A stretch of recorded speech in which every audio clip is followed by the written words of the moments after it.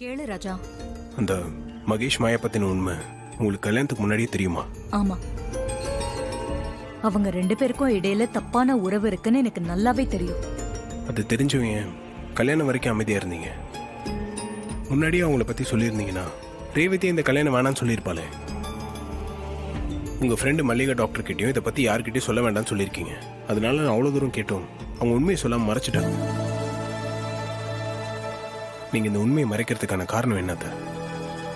ராஜா, நான் உண்மையை சொல்லிருந்தா என்ன பண்ணிருப்பா தெரியுமா ரேவதி? என்ன பண்ணிருப்பா? நான் எந்த குடும்பத்தை என்னோட வாழ்நாள் முழுக்க பார்க்க கூடாதுன்னு நினைக்கிறேனோ அந்த குடும்பத்தோட வாரிசு அந்த சேதுபதியோட பேரனை கல்யாணம் பண்ணிக்க சம்மதிச்சிருப்பா.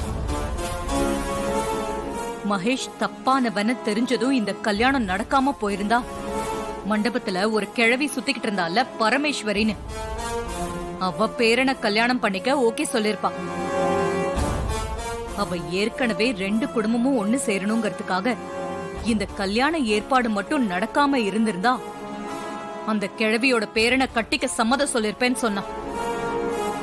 அப்படி அவ சம்மதம் சொல்லிடக்கூடாதுன்னு தான் மகேஷ் தப்பானவங்கிறத நான் யார்கிட்டயும் சொல்லல.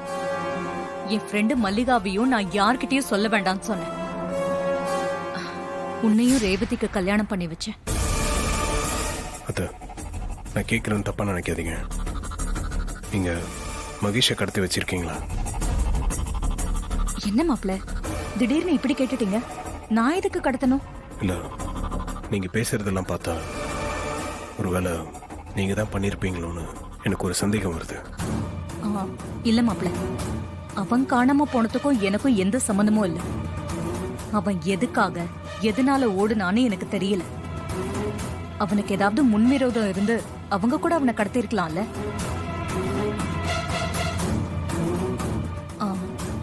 ராஜா,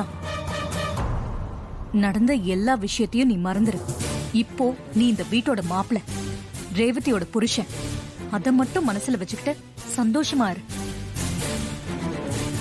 இந்த மகேஷ் மாயாவை பத்தின விஷயங்களை தூக்கி குப்பையில போடு. எல்லாத்தையும் நான் பாத்துக்கிறேன்.